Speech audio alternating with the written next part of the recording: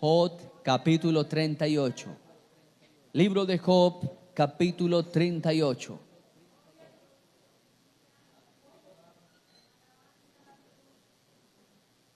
Libro de Job capítulo 38.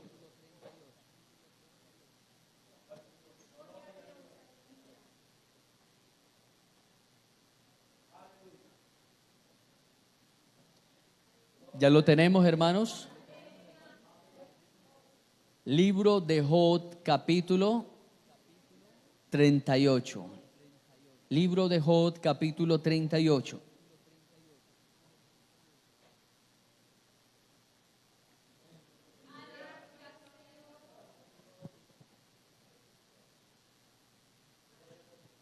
Vamos a leer la palabra de nuestro Dios en el nombre del Padre, del Hijo y del Espíritu Santo. Amén. Entonces respondió Jehová a Job desde un torbellino y dijo: ¿quién es ese que oscurece el consejo con palabras sin sabiduría?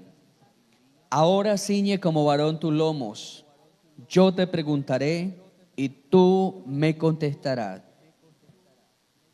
¿Dónde estabas tú cuando yo fundaba la tierra? Házmelo saber, si tienes inteligencia. ¿Quién ordenó sus medidas, si lo sabes? ¿O quién extendió sobre ella cordel? ¿Sobre qué están fundadas sus bases? ¿O quién puso su piedra angular? Cuando alababan todas las estrellas del alba y se regocijaban todos los hijos de Dios. ¿Quién encerró con puertas el mar cuando se derramaba saliéndose de su seno? Cuando puse yo nubes por vestidura suya y por su faja oscuridad, y establecí sobre él mi decreto, le puse puertas y cerrojo, y le dije: hasta aquí llegarás y no pasarás adelante, y aquí parará el orgullo de tus olas. Has mandado tú a la mañana en tus días, has mostrado al alba su lugar, para que ocupe los fines de la tierra y para que sean sacudidos de ella los impíos.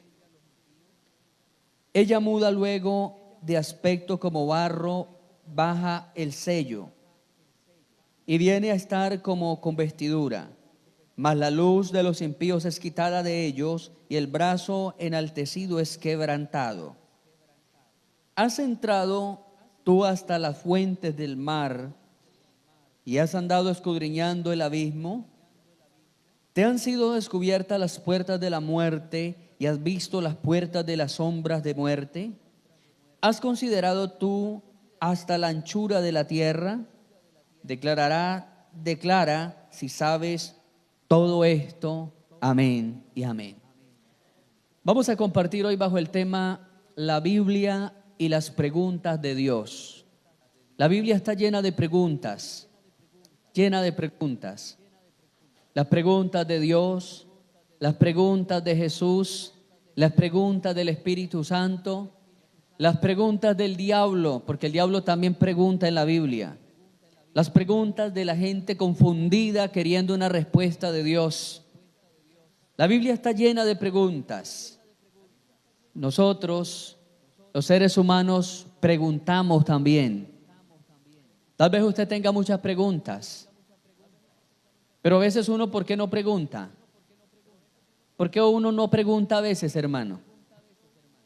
Yo recuerdo que en uno de los institutos bíblicos había una pregunta que yo la quería hacer, pero yo la veía como incoherente al tema que el profesor estaba dándome. Veía como incoherente esa pregunta y me daba temor hacerla porque de pronto otros me iban a rechazar, porque especialmente habían dos compañeros que eran recalcitrantes, esas personas que pretendían saber más que el profesor. Y finalmente me atreví y le dije: profesor, disculpe, tengo una pregunta.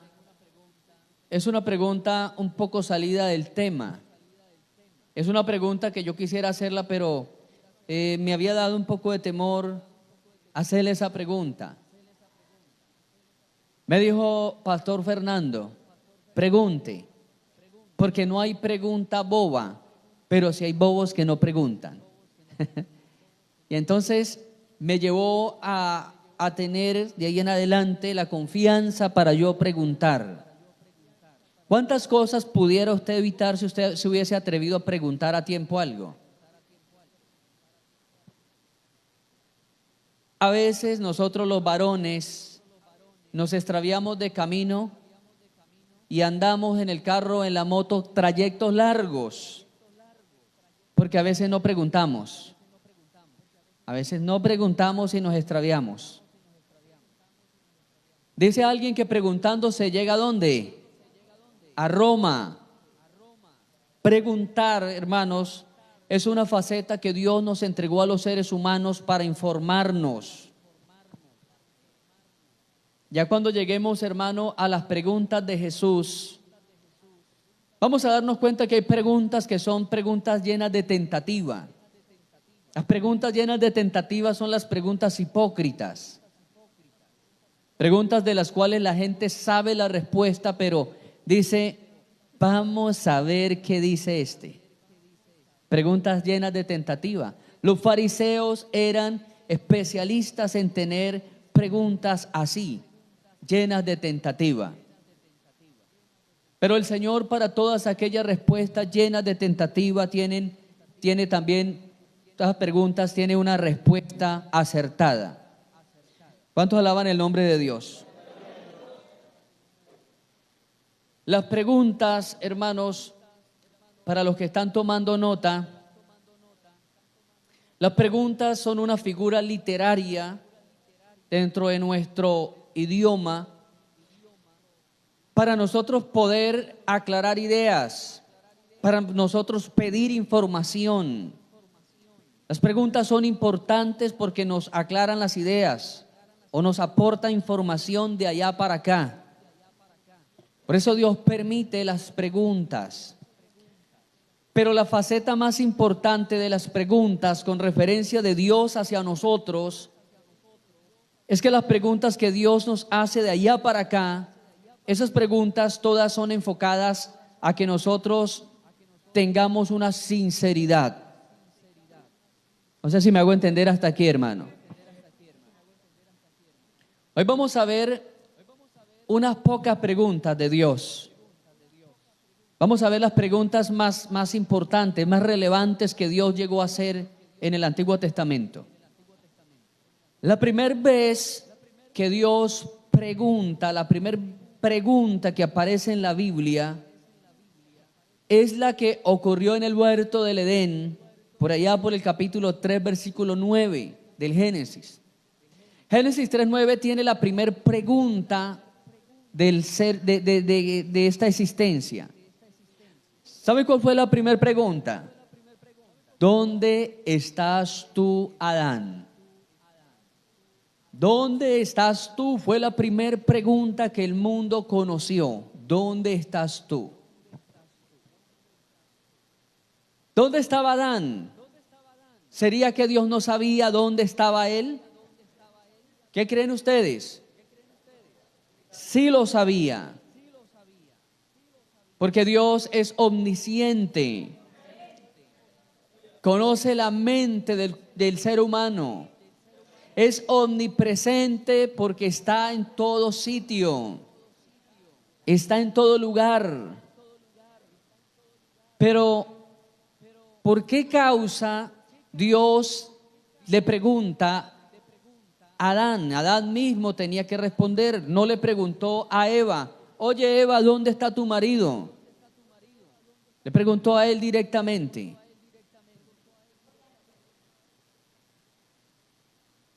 Las preguntas que Dios hace en la Biblia, especialmente el Antiguo Testamento, todas tienen un rango y se ubican dentro de algún tipo de falla que el hombre tuvo. ¿Dónde está tú, Adán? Era la pregunta de ¿dónde está tu dignidad?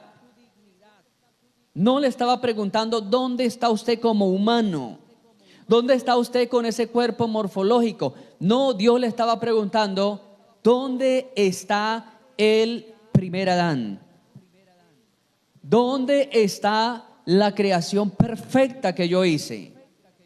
¿dónde está el hombre inocente que yo hice? No le estaba preguntando por la persona, sino por la dignidad que él había puesto en él. ¿Dónde está ese hombre inocente? ¿Dónde está mi administrador? Porque Adán era el administrador puesto por Dios sobre su enorme granja llamada el planeta Tierra. Ese era Adán, el administrador de esta enorme granja. No era el dueño, pero era el administrador. Era la representación más directa que Dios había puesto sobre este planeta.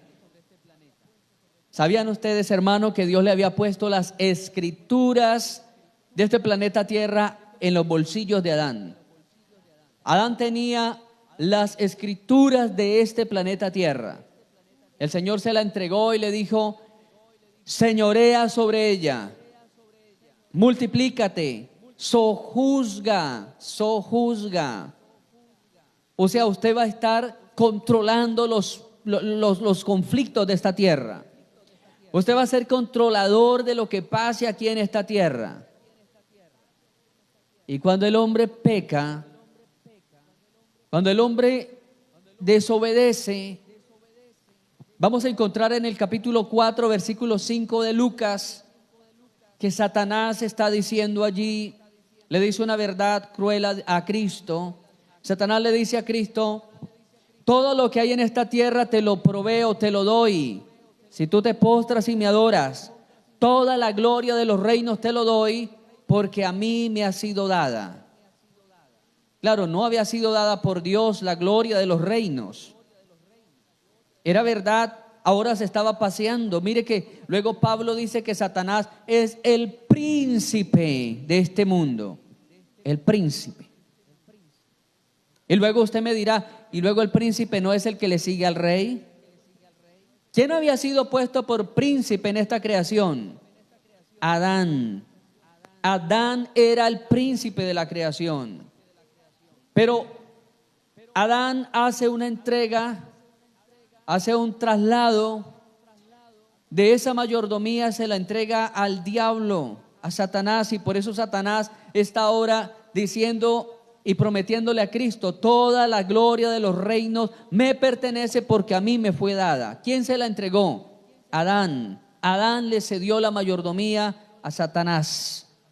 Y ya en el Nuevo Testamento lo ubica Pablo como el príncipe de este mundo. ¿Dónde estás tú, Adán? ¿Dónde está tu dignidad? ¿Dónde estás? Adán responde y dice: me escondí. Estaba escondido. No haga cosas a la escondida, hermano, porque tarde o temprano Dios lo saca, Dios nos saca. Todo lo que uno quiere hacer a las escondidas, Dios lo saca. Dios lo saca a la luz. Dice la Biblia que no hay nada oculto que no haya de manifestarse. Cuando Dios nos hace preguntas, lo que Dios espera de nosotros es que afloremos de una forma sincera, porque cuando hay sinceridad hay mayor posibilidad de restauración. ¿Qué esperaba Dios de Adán? Que Adán declarara: Señor, te fallé. Señor, yo te fallé. Eso era lo que esperaba. Por eso Dios pregunta a Adán: ¿dónde está tu dignidad? Quería que Adán dijera: Señor, es que yo te fallé. El amor por la mujer que me diste me llevó y me arrastró a comer del árbol de la ciencia del bien y del mal. Por eso Dios quería que él actuara con sinceridad, con sinceridad. Recuerdo hace muchos años, un joven de la iglesia había caído en fornicación con una muchacha. Y entonces lo senté y le hablé acerca de todo lo que había pasado, de las consecuencias espirituales, morales, el atraso que venía para la vida de él, porque era un muchacho que tenía buen perfil para líder. Y sabe que después de que le di la palabra me dijo: pastor, sí, yo sé, y me siento mal. Dijo, pero la verdad siento una satisfacción grande porque pequé con la mujer que yo amo. Siento satisfacción porque es que pequé con la mujer que yo amo. Algunos cuando son preguntados por Dios sienten satisfacción de lo que hace. Adán le echó la culpa a la esposa le echó la culpa a la culebra, pero finalmente, hermano, vinieron a decirle a Dios que el culpable era él. Adán le dijo, la mujer que tú me diste, y la mujer dijo, la culebra, la serpiente que tú creaste. ¿Quién sería entonces, según ellos, quién fue el malo de la película? Dios por haber creado la mujer y Dios por haber creado la serpiente. Se escudaron de esa forma. ¿Dónde estás tú, Adán?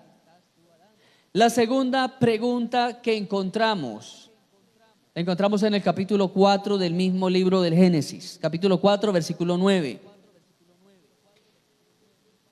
La segunda pregunta es, ¿dónde está tu hermano Abel? Dios le pregunta a Caín, ¿dónde está quién? Tu hermano. ¿Dónde está tu hermano? Y vamos a encontrar la respuesta más grosera. Hermanos, yo no he encontrado una persona más grosera en toda la Biblia que Caín.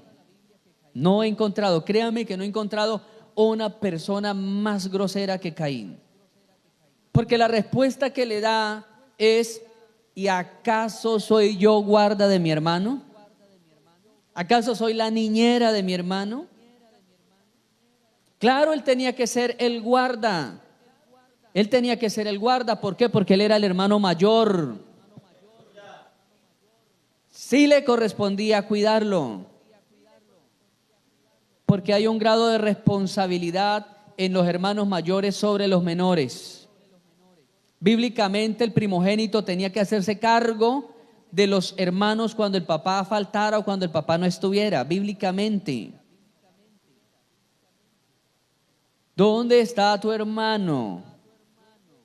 ¿Qué esperaba Dios? Dios sabía que el cuerpo de Abel estaba tendido en el campo muerto. Dios sabía. ¿Qué esperaba Dios con la pregunta? Que reconociera que era un asesino. Que reconociera que había agredido físicamente al hermano y que estaba el hermano muerto en determinado sitio del campo. ¿Dónde está tu hermano? A veces Dios nos pregunta por el hermano, ¿dónde está tu hermano que hace días no viene a la iglesia? ¿Dónde está tu hermano que se hacía al lado de la silla donde te sientas? Y a veces respondemos como Caín, pues a mí lo que me interesa es mi comunión con Dios y los demás, sálvese como puedan. Sálvese como pueda es, hermano, la respuesta que muchos estamos dando cuando Dios nos pregunta por el hermano que un día hizo parte de la iglesia. En el Nuevo Testamento vamos a encontrar en la carta de Judas, vamos a encontrar una advertencia, y esa advertencia es que tengamos cuidado con los caminos de Caín. Tener cuidado, hermano, con el camino de Caín. Cuando la Biblia habla la palabra camino, no está hablando de una senda literal, está hablando de un comportamiento. Camino en la Biblia es comportamiento. Y dice la Biblia que hay que tener cuidado con los caminos de Caín, con el camino de Caín. ¿Cuál fue el camino de Caín? Actitud individualista. Actitud egocéntrica. ¿Cuál fue el camino y el comportamiento de Caín? Un hombre que quería brillar solamente él y se enojó cuando el hermano aprendió también a servir a Dios, y cuando el hermano comenzó a brillar se llenó de envidia, se llenó de celos, se levantó, los celos lo llevaron a ser un asesino. ¿Dónde está tu hermano? Le pregunta a Dios. Esa pregunta desató algunas preguntas más. Y Dios le dice a Caín: yo escucho la sangre de tu hermano que clama desde la tierra al cielo. Escucho esa sangre. ¿Sabían ustedes, hermano, que bíblicamente la sangre no muere? Por allá en el Apocalipsis, cuando la Biblia dice que Dios va a derramar su ira sobre esta tierra y va a derramar sus 7 plagas, una de las plagas es que toda la sangre que la tierra ha tenido que tragarse durante miles de años, que esa sangre se la va a revertir a los hombres y que esa sangre va a empezar a correr por todas las fuentes de agua, y que la tercer parte de la tierra, la tercer parte de los animales acuáticos van a morir, porque esa sangre será sangre como sangre de muerto, o sea, sangre negra, sangre podrida. Y dice que la tierra le va a dar a beber a los hombres la sangre, así como los hombres le han dado a ella a beber sangre. Hermanos, en cada masacre, en cada muerte, ¿quién tiene que tomarse esa sangre? La tierra. La tierra contiene millones de litros de sangre acumuladas internamente. ¿Para qué la ha acumulado? Para dársela a beber a los hombres en el día de la ira y del juicio de Dios. Juan dijo que todas las fuentes hídricas iban a ser contaminadas y que todas las fuentes de agua estarían llenas de esa sangre, desde la sangre del primer justo hasta el que está muriendo ahorita. Desde la sangre de Abel, porque Dios dijo: la sangre de tu hermano desde la tierra me está clamando. Desde esa sangre hasta, repito, hasta el que está ahorita convulsionando, muriendo y derramando su sangre en la tierra.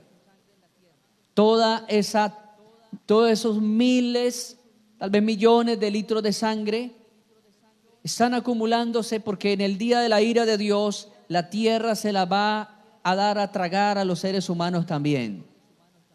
Guárdenos el Señor de llegar a ese tiempo, hermano. Por eso es mejor consagrarnos hoy, vivir para Dios, exaltar el nombre de Dios en este tiempo. ¿Cuántos alabamos el nombre de Cristo?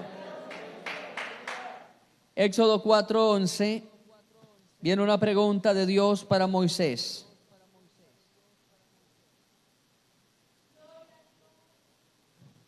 Y Jehová le respondió: ¿quién le dio la boca al hombre? ¿O quién hizo al mudo y al sordo, al que ve y al ciego? ¿No soy yo Jehová? Ahora pues ve, y yo estaré con tu boca y te enseñaré lo que hayas de hablar. La pregunta para el que no quería servir, para Moisés. Moisés estaba buscando todas las evasivas para no ir a enfrentarse con Faraón. Moisés le dijo: yo soy un hombre tartamudo. Y el Señor le dijo: ¿y quién es el que le puso la boca al hombre? ¿Quién es el que le dio el habla al hombre? ¿Y quién hace mudo y quién hace hablar? ¿Sabe, hermano, qué es lo que le está queriendo decir Dios ahí? Si usted no habla, lo vuelvo mudo. Es lo que la expresión del hebreo nos explica ahí, hermano. En el original hebreo da la idea, hermano, es que Dios lo exhorta y le dice: si tú no hablas, si tú no usas tu boca, te hago mudo, te hago mudo. Porque tengo el poder para hacer hablar y tengo el poder para enmudecer. Tremendo, ¿cierto, hermano? ¿Quién te hizo la boca? Y él tuvo que responderle: bueno, Señor, si tú me hiciste la boca, y sabes que yo también puedo enmudecer esa misma boca. Hay excusas, hermanos, para el servicio a Dios. Hay excusas para el servicio a Dios. Moisés le dijo: pero Si yo voy, no me van a creer. ¿Cómo me van a creer? Y Dios le hace otra pregunta y le dice, ¿qué tienes en tu mano? ¿Qué tienes en tu mano? No tenía un fusil, no tenía una AK, no tenía, hermano, ningún tipo de arma poderosa. Una simple y sencilla vara de pastor. Era lo que Moisés tenía, una sencilla vara de pastor. Y el Señor le dice, y yo me manifestaré en esa vara. Yo me manifestaré con eso, con ese palo muy seco, extraído de alguna de las cortezas de árboles del desierto. Yo me manifestaré con esa vara, tírala a la tierra. Y la Escritura dice que se volvió una serpiente. Una serpiente. Alguna versión de la Biblia, alguna versión antigua dice que se volvió serpiente ardiente. Ardiente era venenosa. Las serpientes ardientes que habla en Números eran serpientes que causaban un ardor y una fiebre impresionante. Por eso le llamaban serpientes ardientes, porque era un tipo de serpiente que tan pronto la persona sentía el veneno, empezaba a subir una fiebre tan intensa que la persona se calcinaba, literalmente su sangre hervía adentro de ellos. Serpientes ardientes que causaban un ardor increíble, que causaban un fuego interno de ellos. Y alguna versión antigua dice que la vara se convirtió en una serpiente ardiente. Y por eso la Biblia dice que Moisés corría de su propia vara. Dice la Biblia que él comenzó a correr de la propia vara. ¿Por qué corría? Porque no era esas serpientes tierreras o esas cazadoras que no tienen dientes. Corría de la misma vara. ¿Por qué? Porque él conocía que esa culebra, esa serpiente, era una serpiente extremadamente venenosa. Y salió corriendo Moisés. Y Dios tiene que llamarlo: hey, Moisés, tranquilo, atrápala por la cola. ¿Cómo les parece, hermano? Saber que era una de las serpientes más venenosas del desierto y ahora el Señor le dice: agárrala por la cola. Ustedes saben que las serpientes se cogen desde la cabeza. Si la serpiente se coge de la cabeza, ella podrá enrollarse, pero no tiene poder letal sobre un humano. Si la serpiente se atrapa de la cabeza, se le puede extraer los dientes, se le puede extraer el veneno. Pero otra cosa es que Dios le dijo a él: atrápala por la cola. Si la atrapaba por la cola, ¿qué podría pasar? Lo muerde porque ella tiene todo el espacio de defensa. Algunos se atreven a hacerlo, pero cortan una vara y le presionan la cabeza. Y cuando le presionan la cabeza, tienen la facilidad de levantarla de la cola. Yo he visto gente hacer eso. Pero es que Moisés no tenía nada con qué presionarle la cabeza. Atrápala de la cola, y la serpiente venía detrás de él. Y el Señor: no corra, tranquilo, cójala de la cola. El Señor nos mete a veces en problemas tremendos, hermano. Dios le estaba mostrando con eso, Dios le estaba mostrando ahí a Moisés que él le daría la victoria sobre Faraón. Tal vez usted, hermano, haya visto las películas del Alto Egipto. Hasta el día de hoy se encuentran las tumbas de los faraones, los sarcófagos, los ataúdes que ellos tenían, las estatuas, los rupestres, las pinturas en piedra. Y todos ellos muestran, hermano, la adoración a la serpiente cobra, a la serpiente. Los faraones utilizaban un tipo de turbante para la cabeza, lo cual los hacía ver como especie de serpientes. Y en la parte de la frente, oiga esto, mientras el sacerdote de los israelitas debía llevar una lámina que decía: santidad a Jehová, los faraones llevaban una estatuilla de oro que era una serpiente cobra enrollada. Los faraones eran considerados como el dios serpiente. Y por eso cuando tienen esa representación de la vara transformada en serpiente, lo que Dios le estaba diciendo: tú vas a tomar la serpiente de Egipto por la cola. Tú vas a tomar, la serpiente de Egipto te va a querer morder, pero yo voy a estar contigo. Al nombre de Cristo. A su nombre. Otra pregunta significativa. Primero de Reyes 19:9. La pregunta que Dios le hace a Elías.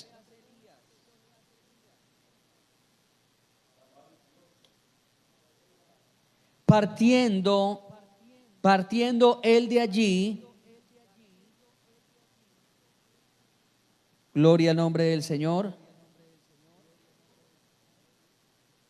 Disculpe, hermano, ubico bien la cita.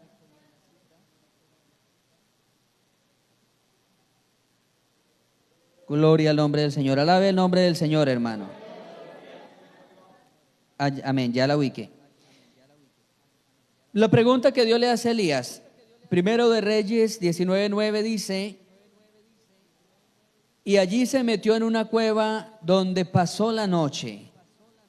Y vino a él palabra de Jehová, el cual le dijo: ¿qué haces aquí, Elías? ¿Cuál fue la pregunta que Dios le dice a Elías? ¿Qué haces aquí? ¿Dónde estaba Elías ahora? En una cueva. En una cueva. ¿Dónde lo quería ver Dios? Frente al pueblo, frente al rey. Esta es la pregunta que Dios nos hace cuando nosotros nos desenfocamos del propósito de Dios. Cuando nos salimos del propósito de Dios. Es la pregunta que Dios nos hace a nosotros: ¿qué hace usted ahí? No es el sitio que le tengo. No es el espacio donde usted va a crecer espiritualmente. ¿Qué haces ahí, Elías? Algunos se meten en la cueva del desánimo. Otros se meten en la cueva del dolor, en la cueva de la amargura. Otros se meten ahí, hermano, en esa cueva de la timidez. Sí quisiera, pero es que me da miedo, me da temor. Otros se meten en la cueva del pánico escénico. Pánico escénico es ese trastorno de no hablar en público, de que no lo vean diciendo nada. Se meten en la cueva, hermano, de los cuadros de crianza. Y cada vez que Dios ha querido levantarles el cuadro de crianza, el cuadro de donde creció, viene a la mente y se acuerda de las palabras que le dijeron: torpe, bruto, boba. Y Dios tiene que preguntarnos: ¿dónde estás tú? ¿Dónde estás tú? Tal vez estamos en esa cueva, escondidos, pretendiendo que en lo más oscuro de la cueva Dios no nos iba a mandar a hacer otra misión. Se escondió Elías del hombre, pero Dios lo estaba viendo adentro de la cueva. Dios lo estaba viendo allá. La oscuridad para Dios resplandece como si fuera el mediodía también. ¿Dónde estás? Le pregunta y le dice: ¿qué haces tú allí? Elías no había sido llamado para estar en una cueva. Elías había sido llamado para llevar a Israel a la adoración al Dios vivo. Y para que la adoración al Dios vivo fuera restablecida, tenía que mostrarse. Hermano, hay ocasiones donde Dios nos manda a escondernos para preparar nuestra vida, para preparar nuestro mensaje.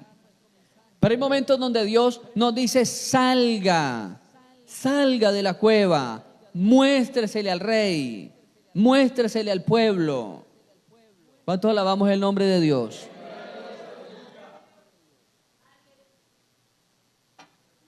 Tal vez muchos intentaron algo, no lo lograron en su tiempo, pero se entraron en la cueva. No vuelvo a intentarlo, no vuelvo a hacerlo. En mis primeras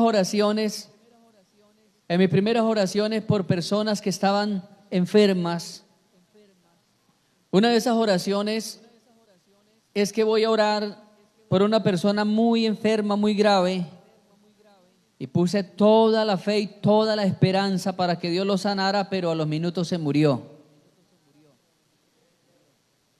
Y a veces nosotros nos dejamos de entrar en la cueva del miedo porque decimos, si vuelvo a intentarlo, quizás vuelvo a quedar en vergüenza. Si vuelvo a intentarlo, vuelvo a quedar en una escena de dolor. ¿Qué haces ahí, Elías?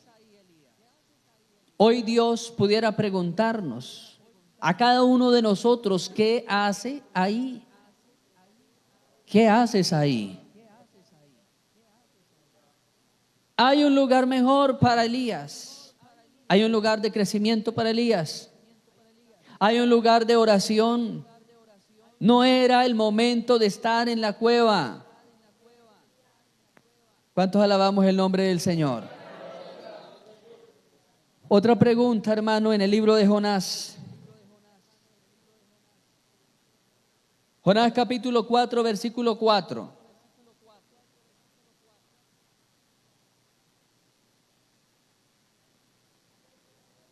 Jonás capítulo 4, versículo 4.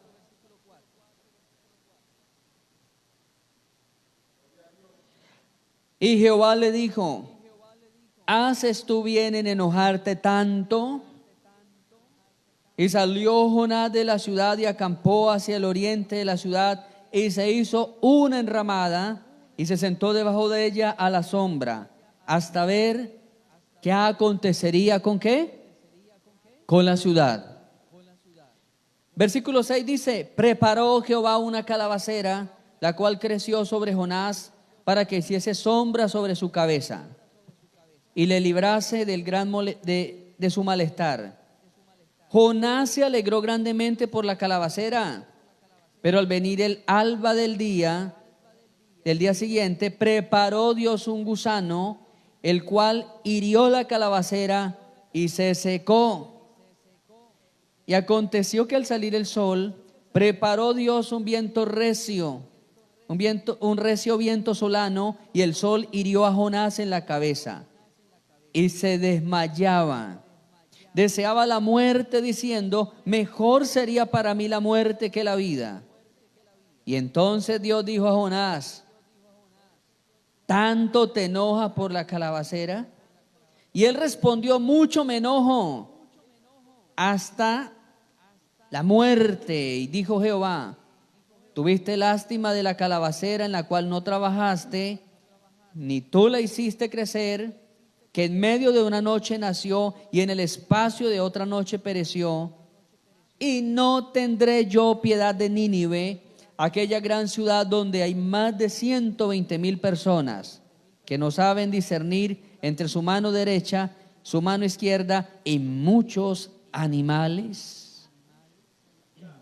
Una sola pregunta desencadena varias preguntas más.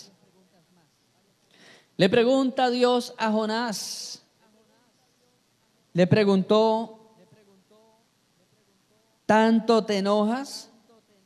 Estaba enojado, hermano, porque este Jonás había subido a una colina y desde la colina se quería mirar la película, hermano, en primera plana, la película La destrucción de Nínive. Se buscó un lugar perfecto donde podía divisar toda la ciudad. El propósito de él era estarse allí a ver el fin de Nínive. Ahora dice la Biblia, hermanos, La Biblia dice que Jonás predicó durante el espacio de 3 días. Predicó 3 días y que luego subió a la colina. Tal vez tenía que esperar algunos 35, 36 días, esperar a ver esa destrucción.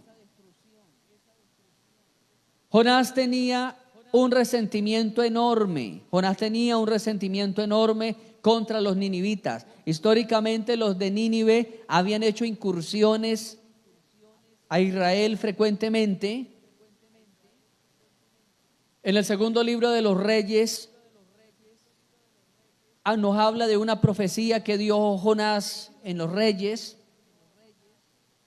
Y para el tiempo en que Jonás se levantó, el imperio dominante eran los asirios. Los asirios era el imperio dominante en el tiempo de Jonás. Los asirios habían invadido la tierra donde Jonás había crecido. Habían llevado cautivo a los padres de Jonás. Jamás volvieron a esas tierras.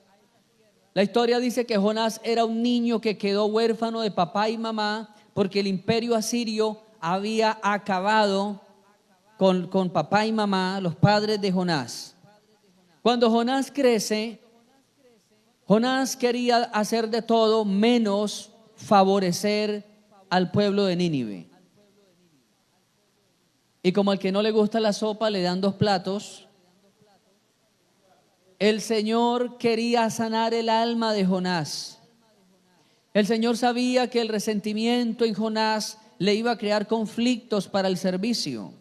Y Dios le dice a Jonás: Jonás, ve a Nínive, a aquella gran ciudad, y predica que voy a destruirla dentro de 40 días. Dios le manda a hacerle bien a quienes le habían hecho mucho mal a la familia de Jonás. Jonás, dice la Biblia, que tomó un barco que partiría a Tarsis. Tarsis es lo que hoy día se conoce como Cádiz, España. Se quería ir para España. Mientras la dirección de Nínive quedaba hacia el oriente, Tarsis quedaba hacia el occidente. O sea, él cogió una dirección totalmente opuesta. El nombre Jonás significa paloma. Eso significa el nombre Jonás. Pero es una paloma que no vuela hacia la dirección de Dios. Es una paloma rebelde. Es una paloma desorientada. No quería Jonás que Nínive fuera salva. Ahora, cuando hablamos de Jonás, ¿qué es lo primero que usted se le transporta a la mente cuando hablamos de Jonás? Hablemoslo, hermano, a plata blanca. ¿Qué es lo primero que a usted se le viene a la cabeza cuando yo le nombro la palabra Jonás? La ballena. Desobediencia. ¿Qué más? Desobediencia, rebeldía, dureza de corazón, falta de amor, mentira. Pero ¿qué tal si yo le dijera una versión un poco diferente? ¿Qué tal que yo dijera, tenía que pasar así para que le creyeran a Jonás? Tenía que pasar así para que le creyeran a Jonás.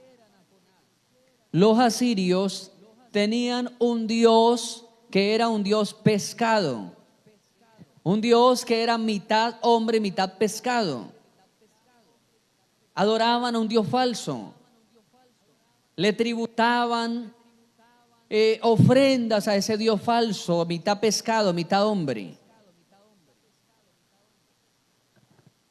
Jonás pensó que de esa manera iba a huir, pero resulta que Dios ya tenía, hermano, todo el plan armado, todo el plan hecho.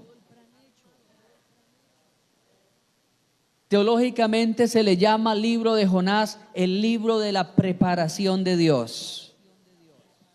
¿Saben por qué la Biblia le llama el libro de la preparación de Dios? Quiero decírselos. Porque en el capítulo 1, versículo 4 dice: Jehová hizo levantar un viento en el mar y hubo en el mar una tempestad tan grande que se pensó que se partía la nave. Dios preparó ahí una tempestad. Pero el versículo 17 del mismo capítulo dice: pero Jehová tenía preparado un gran pez que se tragase a Jonás. Preparó Dios una tormenta, luego preparó un pez. El capítulo 4, versículo 6 dice: y Jehová preparó Jehová Dios una calabacera. El versículo 7 del capítulo 4 dice: Dios preparó un gusano, el cual hirió la calabacera. Y el capítulo 4, versículo 8 dice: y preparó Dios un recio viento solano. Por eso le llaman el libro de la preparación de Dios. Número 1, preparó una tormenta. Número 2, preparó un gran pez. Número 3, preparó una calabacera. Número 4, preparó un gusano. Número 5, preparó un viento recio. ¿Se da cuenta, hermano, que hay cosas que nosotros pasamos que son totalmente diseñadas y preparadas por Dios? Imagínese, preparó un simple gusano, preparó una enorme ballena, pero preparó también un simple y triste gusano. No solamente las cosas grandes son creadas por Dios, las cosas más mínimas y pequeñas también. Dios permitió que Jonás tuviese un corazón duro porque la única manera en que le iban a creer los asirios fue a través de la ballena.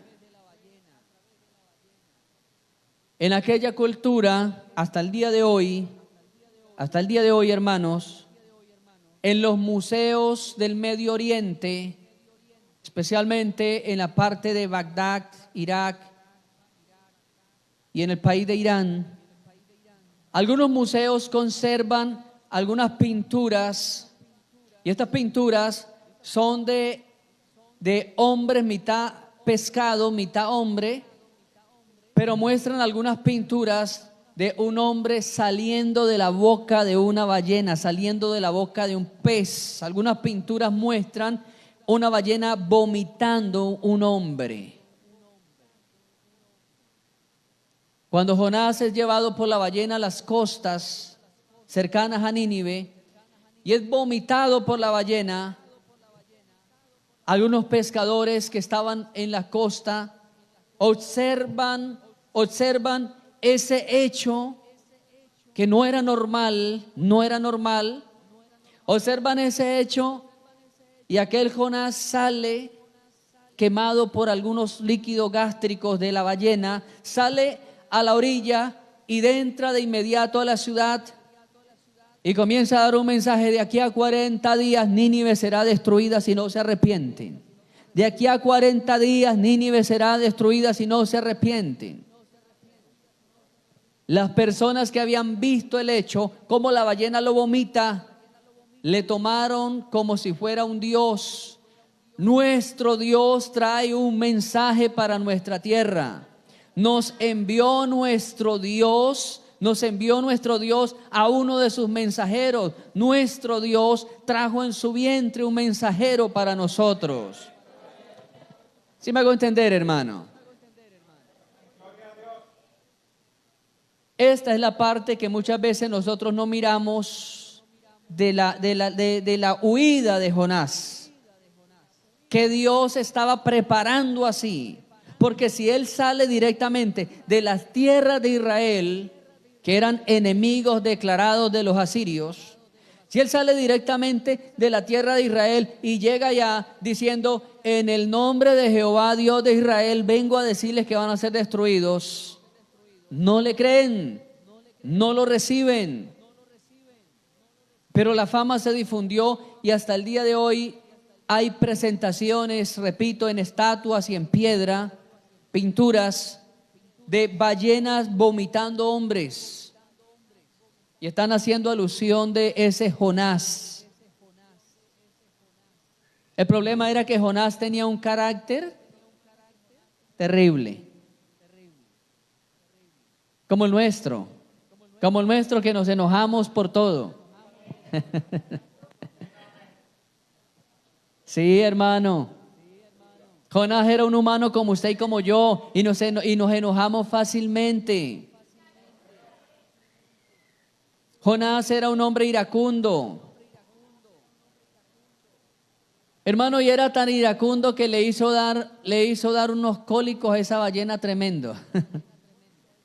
Le hizo dar cólico, esa pobre ballena tuvo que estar 3 días con ese estómago todo revolcado allí, sosteniendo la ira de ese hombre. Dios lo había preparado, ¿por qué, hermano? Porque en la biología animal una ballena no tiene su tráquea abierta o su tráquea no puede pasar un bocado tan grande como un ser humano entero. No lo puede pasar. Pero es que la Biblia dice que era preparado por Dios. Era preparado por Dios. Fue preparado por Dios porque durante 3 días no comió. Durante 3 días no comió la ballena. ¿Por qué no comió? Porque tanto en animales como en humanos tenemos una glándula, y esa glándula es la que produce los llamados jugos gástricos. El jugo gástrico, hermano, es un ácido que descompone y deshace todo lo que cae abajo. Y ese jugo gástrico se desprende de estas glándulas cada vez que alguien mastica. En una ocasión yo les decía a ustedes que ese es el peligro de la persona que mastica chicle. Ese es el peligro de la persona que mantiene masticando goma, masticando chicle. Cada vez que la persona mastica chicle, su glándula está segregando jugo gástrico. Pero el estómago no está preparado para el jugo gástrico porque no ha invertido alimento, no le han echado alimento. Y muchas de las personas que son amantes a masticar chicle sufren de gastritis, problemas en su estómago, en su colon, porque le está cayendo jugo gástrico innecesariamente. Por Dios, hermano, no consuma ese veneno de los chicles. Los veo muy serios. Sí, mi amado hermano. Y abro un paréntesis, hermano. Abro un paréntesis para hablar del fenómeno de las personas que consumen chicle. El mayor productor de chicle del mundo es China, al igual que es el país que más Coca-Cola produce en el mundo. Pero jamás usted ve un chino tomándose una Coca-Cola o consumiéndose un chicle, nunca. Ellos saben el tipo de veneno que es para el cuerpo consumir estos dos productos. No lo hacen, pero sí nos lo están mandando. ¿Por qué una persona consume chicle? Porque hay un fenómeno, hay un trastorno que ha quedado desde la niñez. Los seres humanos tenemos una etapa que es la etapa del nacimiento, desde el nacimiento hasta el 1 año y medio, una etapa que le llaman la etapa oral. Y en esa etapa oral es cuando el niño todo lo reconoce a través de la boca. Y es cuando el niño siente ansiedad en la boca. El niño no siente ansiedad en la mano. Cuando usted crece, la ansiedad se le crece en las manos y usted todo quiere coger, quiere tocar, quiere agarrar, jalar. Pero cuando el niño tiene esa etapa, la etapa oral, todo lo explora con la boca. Normalmente se ha descubierto que la persona, en muchos estudios que se han hecho de psicología y de sociología, han descubierto, hermano, que la persona que mastica mucho chicle son las personas que tuvieron baja alimentación de su pecho materno, desde la maternidad de la mamá.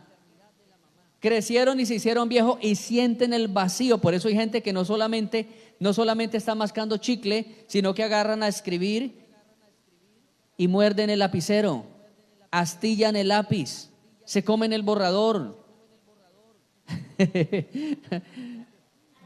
Cualquier parecido a la realidad es mera coincidencia.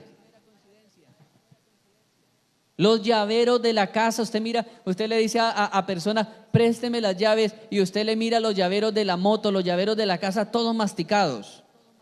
A mí me han prestado llaves así, todos masticados los llaveros. Me han prestado lapiceros astillados, hermano. Eso es una baja deficiencia de la alimentación mamaria. Cuando era pequeño, poco seno le dieron y su estímulo quedó ahí vibrando todavía. Y la mayoría de esas personas que son grandes y mastica chicle es porque aún ese estímulo le hace vibrar, desea, anhela todavía ese estímulo que no le dieron cuando era niño. Cierro el paréntesis, hermanos, sigamos hablando de Jonás. Por eso la Biblia dice que Dios preparó el pez, porque Dios le dijo al pez, me hace el favor y va a ayunar 3 días de corrido. Vas a meterte en un ayuno 3 días de corrido, no puedes comer nada. Y le tocó padecer la pobre ballena por causa de Jonás. Le tocó padecer, le tocó aguantar. Y entonces cuando Jonás nace, es vomitado. Cuando Jonás es vomitado por la ballena, los natales de Asiria creen que es un enviado por el dios pescado, el dios de ellos. Lo escuchan, se reúnen, lo miran, lo observan.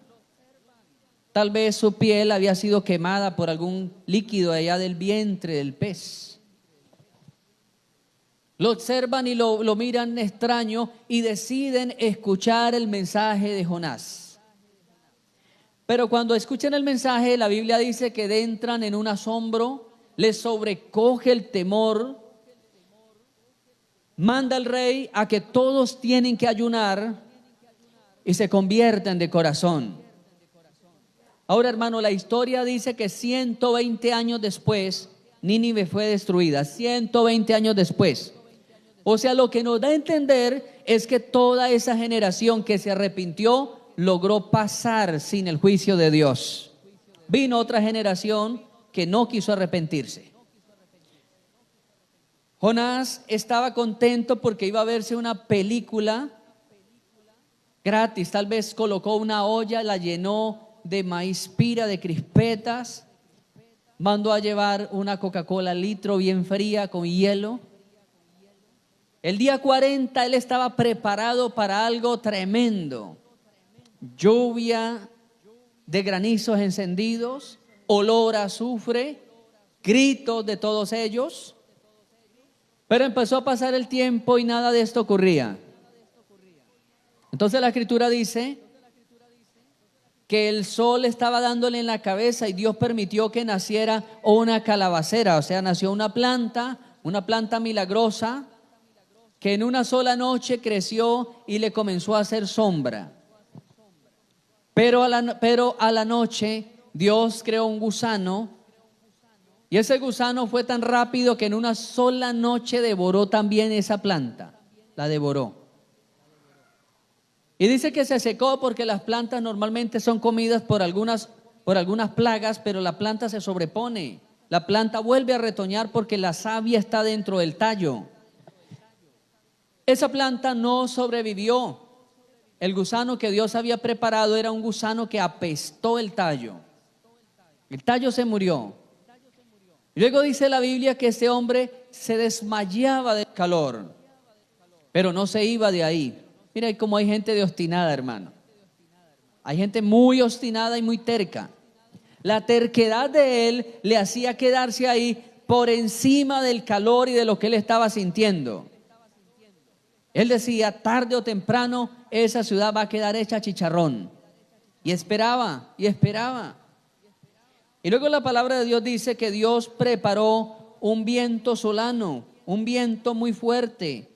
Hirió a Jonás en la cabeza, hermano. Dice la historia judía dice que Jonás era calvo, que Jonás era calvito, aunque hoy día le llaman alopéxico. Ya hoy día si usted dice que alguien es calvo y si lo quiere demandar por bullying, pues prepárese para afrontar la demanda, porque ya hoy día decirle calvo a otro que sea calvo puede acarrear problemas jurídicos. Ya hoy día le llaman alopexia. Y entonces la Biblia dice, hermanos, dice la palabra de Dios que Dios le reclamó y le dijo: ¿tanto te enoja por la calabacera? Y dijo: sí, me enojo mucho, me enojo hasta la muerte. Hay gente muy contestona, hermano. Yo recuerdo hace años que estaba trabajando en una finca. Y el dueño de la finca, el patrón, llegó enfadado y afanado, tenía que irse. Le preguntó a la esposa: ¿ya está lista la ropa? Y le dijo: ¿cuál ropa? No, es que me voy, tengo que salir y estoy de afán. Ella dijo: bueno, mientras usted come, yo le alisto la ropa. Estábamos los trabajadores allí comiendo y él se sentó en una esquina. Agarró la cuchara, la agarró de forma atravesada y empezó 4 o 5 cucharadas y luego masticaba un poco y lo mandaba. Y otra vez. Nosotros nos mirábamos con los trabajadores y no osábamos decirle nada. La esposa estaba planchándole ahí los pantalones y de pronto volteó a mirar y le gritó, le dijo: no trague así que se va a atorar. Y él le dijo: pues si me atoro vomito, ¿y qué? Mire, si me atoro vomito. Así hay gente que es ordinaria para las respuestas. Gente que es, hermano, atravesada en su manera de conducirse. Dios le dijo: tanto te enojas, y dijo: sí, me enojo hasta la muerte. Estoy bravo hasta la muerte. Se enojó más por la planta que se murió que por los 120,000 que estaban expuestos al juicio de Dios. ¿Cuánto alabamos el nombre del Señor? Hay gente insensible, amado hermano, hay gente insensible. Hay gente, yo he escuchado gente que matan a alguien. Un proceso de sicariato, mató a alguien y la persona lo primero que dice: y ese que me estaba debiendo 2,000 pesos, oiga, se perdieron los 2,000 pesos. Se perdieron los 2,000 pesos. Hace algún tiempo pusieron un petardo en una panadería, volaron la panadería. Y lo que un hermano dijo: lástima, ¿y ahora dónde vamos a comprar el pan? Pan como ese no hacían en otra parte. Hermano, a veces nos preocupamos más por las cosas que son reparables que por las mismas vidas que necesitan de Dios. ¿Recuerda ustedes, hermano, la predicación de nuestra vigilia? Donde llegaron al cruce del Jordán, y el Jordán representaba las promesas de Dios al otro lado. Pero 2,5 tribus de Israel dijeron: no nos pase, nosotros queremos quedarnos aquí. Moisés se extrañó, habían caminado 40 años para pasar y resulta que ellos llegan y le piden a Moisés: déjenos aquí porque es que estas son tierras para ganado. Y en 4 o 5 oportunidades ellos le dicen a Moisés: es que queremos que nuestros ganados queden aquí. O sea, lo que yo le quiero decir, hermano, es que esas 2,5 tribus prefirieron el ganado antes que las promesas de Dios. La tribu de Gad se queda allí. Cuando Cristo viene, Cristo va a una tierra que le llamaban la tierra de los Gadarenos. Era la tierra de Gad, de la tribu de Gad. Y cuando Cristo pasa por un solo hombre. Por un solo hombre el Señor se aventuró a pasar al otro lado. Pasa al otro lado del Jordán, llega a la región de los Gadarenos. Y es allí donde se presenta un hombre con una posesión diabólica de más de 7,000 demonios. El endemoniado gadareno llega allí con una posesión de más de 7,000 demonios. Jesucristo echa fuera a los demonios, pero los demonios se adentran en un hato de 2,000 cerdos. Ese hato se enloquece. Imagínense cómo será un marrano endemoniado. Si son locos así nomás, ¿cómo será con demonios? Cerdos endemoniados, 2,000. Y si los marranos, los cerdos, son bullosos así en pleno juicio, ¿cómo serán con demonios adentro? Usted escucha a un cerdo, hermano, cuando entra en esa etapa de miedo y usted lo ensordece. Usted lo ensordece porque comienza a llorar fuertísimo. Ahora, ¿cómo serán esos? ¿Cómo sería despeluznante escuchar 2000 cerdos llenos de demonios? Eso pasó en la región de los Gadarenos, los que cambiaron las promesas de Dios por el ganado. Pero no solamente fue en el tiempo de Josué, en el tiempo de Cristo también. Esos cerdos se precipitaron al mar y a la gente le importó más los cerdos que el beneficio que Jesús iba a traer sobre esa región. Dice la Biblia, vienen y miran al que había sido endemoniado sentado en su juicio cabal y cuentan lo de los cerdos, y entonces sacaron a Jesús de ese entorno. Váyase porque usted nos trajo pérdidas. Usted nos causó pérdidas en nuestra empresa. Váyase de aquí. Prefirieron sus cerdos. Mire que todavía tenían la misma visión de hacía 3000 años atrás. Tenían la misma visión. En el tiempo de Josué, el ganado, y en el tiempo de Jesús, sus cerdos.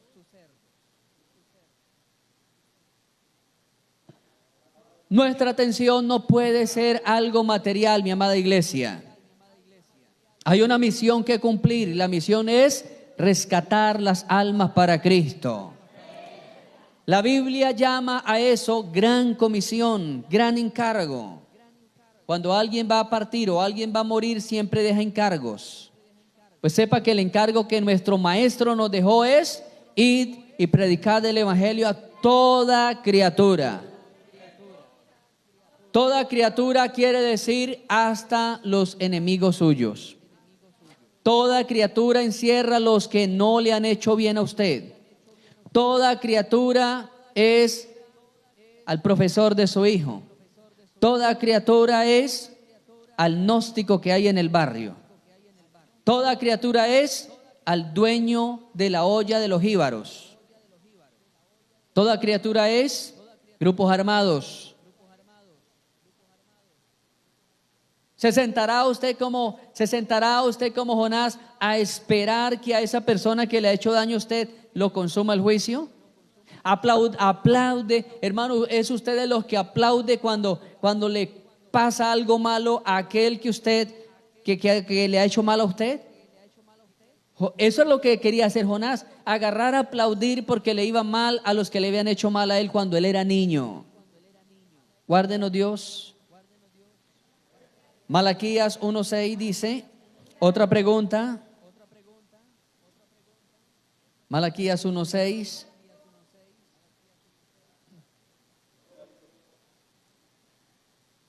El hijo honra al padre y el siervo a su señor.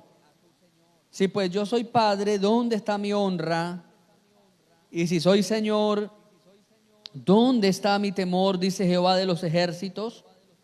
A vosotros, oh sacerdote, que menospreciáis mi nombre y decís, ¿en qué hemos menospreciado tu nombre?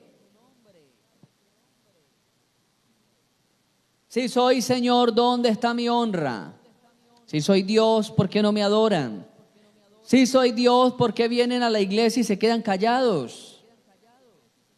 Si soy Dios, ¿por qué no me alaban cuando le pasan problemas? Esta es la pregunta por la alabanza que hemos dejado de darle a Dios.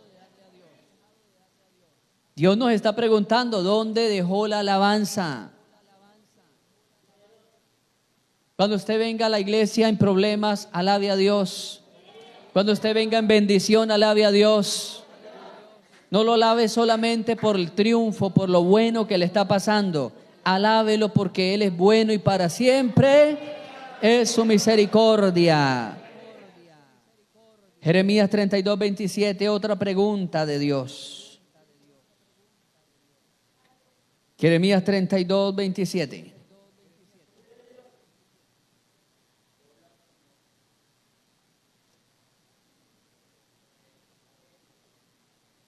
he aquí, yo soy Jehová, Dios de toda carne. ¿Habrá algo que sea difícil para mí? ¿Habrá algo imposible para mí? Pregunta Dios a su pueblo. Porque es que para los cristianos del tiempo de Jeremías pensaban que todo era difícil. Volver a poblar Israel pensaba que era difícil. Volver a la gloria que tenían en el templo pensaban que era difícil. Pensaban que era difícil que los imperios los dejaran de volver a su tierra. Pensaban que eso era difícil. Nos habla de la incredulidad que hay en el pueblo. Tal vez usted crea cosas difíciles para Dios. Algunas mujeres que se convierte, el marido viene y se arrepiente, muchas veces dice, no lo puedo creer, no lo puedo creer. Y otra hermana le dice, sí, créalo, ese es su marido. Y pues no lo puedo creer, no puedo creer ese hombre tan duro allá recibiendo a Cristo. No puedo creer. Créalo, amado hermano. En el tiempo del profeta Eliseo, dice la Biblia que habían amurallado la ciudad de Samaria. Y había una escasez tan fuerte que la cabeza de un burro, de un asno, valía un poconón de plata. La cabeza, imagínense cómo sería la parte más pulpa. Si la cabeza valía un poconón de plata, ¿cómo sería tal vez la costilla, la pierna? Dice que el excremento de paloma también lo vendían. No se explica si era que se comían el excremento de paloma. Algunos dicen que era el combustible porque no había leña. Pero lo cierto es que hasta el excremento de paloma lo vendían de la escasez que había en ese entonces. Y entonces la Biblia dice que Dios le dio una visión al profeta Eliseo. La gente venía ante el rey y el rey se desgarró porque llegaron dos mujeres ante el rey y una le dijo al rey, Señor, queremos que usted nos solucione un problema. Ayer nos comimos el niño mío y hoy nos tocaba comernos el niño de ella, pero ella no quiere. Dice la Biblia que el rey desgarró sus vestidos, sus entrañas se desgarraron.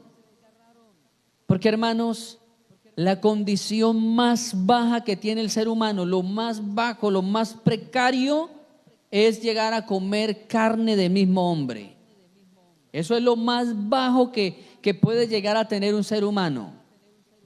La antropofagia o el canibalismo, como se conocía antes. Eso es lo más bajo que el ser humano puede llegar a hacer. Llegar a comer carne del mismo humano. Y una mujer dijo, ayer nos almorzamos, guisamos a nuestro hijo y hoy le tocaba al hijo de ella, pero ella no quiere. Rey, haga justicia para que ella nos reparta al hijo también. Tremendo. Y la Biblia dice que este hombre entró en un dolor y se fue a preguntarle al profeta, ¿qué hacemos? Le contó el caso, ¿cómo hacemos? ¿Qué hacemos en este caso? Y vino una visión de Dios. Vino una visión de Dios al profeta y le dijo, mañana a esta hora se venderá tanto trigo por tanto. Mañana a esta hora las mujeres estarán amasando la harina para hacer sus tortas. Mañana a esta hora, oiga hermano, y dice la Biblia que al lado del rey había un príncipe. Y dice que el príncipe se rió. Y el príncipe dijo, así lo hiciera el propio Dios, eso es imposible de que pase eso. Y vino una sentencia sobre él. La sentencia que vino a través de los labios del profeta es, lo verás con tus propios ojos, pero no comerás de ellos por cuanto no has creído a la palabra de Jehová tu Dios. Oiga hermano, y dice la Biblia que cuando Dios trastornó el campamento de los asirios y llegaron unos leprosos a dar las buenas noticias, dice que se se fueron unos hombres a mirar y se dieron cuenta que realmente el campamento estaba solo y que había mucha comida. El rey envió una embajada a traer comida. Y fue tanta la presión de la gente, el hambre que tenía la gente, que dice la Biblia que el príncipe fue a controlarlos para que hicieran fila para recibir comida, y dice que todo mundo pasó por encima del príncipe y el príncipe fue aplastado por la multitud de la gente. Lo vio, como decía la profecía, lo vio, se dio cuenta que venía la embajada llena de comida, los hombres venían con la comida al hombro, pero sin embargo no la pudo disfrutar. ¿Habrá algo imposible para mí?, dice Dios. ¿Será imposible que Dios sane la enfermedad de su familiar? ¿Será imposible que Dios salve a ese hijo que está perdido?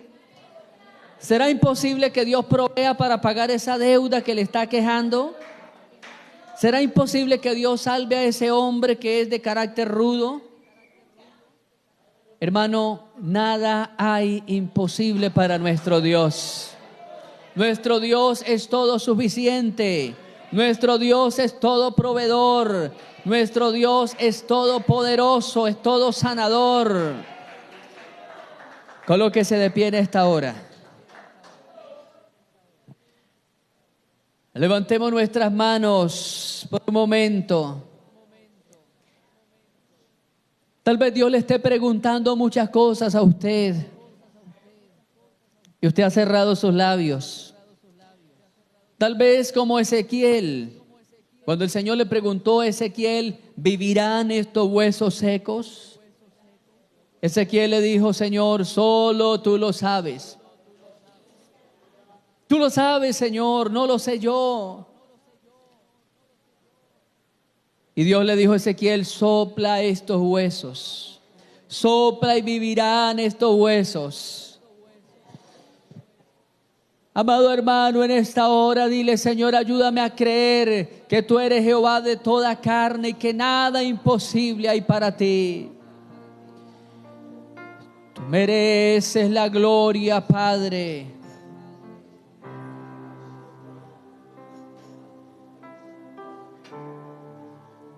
Gracias, Dios mío, porque eres todo suficiente. Mi Dios puede suplir a todo lo que nos falta conforme a sus riquezas en gloria en Cristo Jesús. Él proveerá y suplirá todo lo que nos falta, iglesia. Él levantará nuestra cabeza sobre nuestros enemigos. Él sacará nuestra vida de la cueva, esa cueva de desespero, esa cueva de desánimo, esa cueva de derrota donde el enemigo nos ha metido. Él te pregunta en esta hora: ¿qué haces ahí? ¿Qué haces ahí? No es tu lugar estar en esa cueva. No es el tiempo de encerrarnos. Es el tiempo de brillar como luz, como lumbreras en este mundo. La Biblia dice que usted y yo somos sal. Pero cuando la sal se deja en el salero no sirve. Para que la sal obre efecto sobre las comidas, esa sal debe salir del salero. Y a veces el salero tiene que ser sacudido fuerte para que la sal salga de allí.